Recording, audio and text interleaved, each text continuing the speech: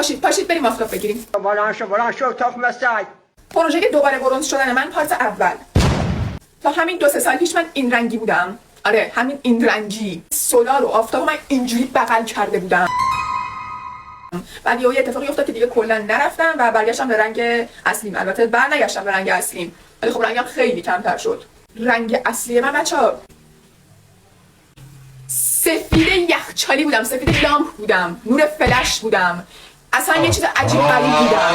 اینجوری بهتون بگم که رگای دست من معلوم، اصلا من جریان خونم رو میدیدم، به خدا میدیدم. الان من به نظر خیلی سفید پوستم، ولی نه، الان من در مقابل رنگ پوست اصلیم یعنی انقدر فاصله است.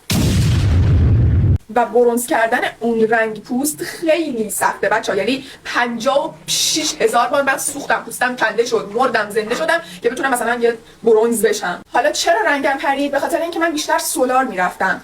سولار رنگش یه جوریه که بعد یه مدت میپره، بعد هم آفتاب بری هم سولار که رنگت فیکس بمونه. فقط شل ابرو میزنم چون متنفرم از اینکه ابروام به هم ریخته باشه، متنفر.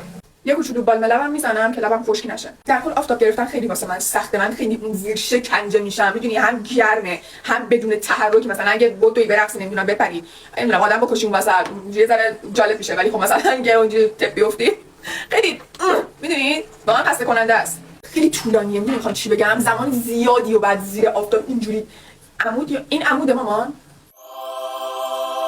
ولی خب سولار اینجوری نیست. سولار خیلی زود رنگ میده، بعد خوب رنگ میده، بعد مدت زمان کمیه. اصلا سولار خیلی خوبه، ولی دارم میگم که سولار با آفتاب ترکیب خوبی میشن. دیدی یه سری‌ها یه کیف انقدی برمی‌دارن میارن با خودشون آفتاب؟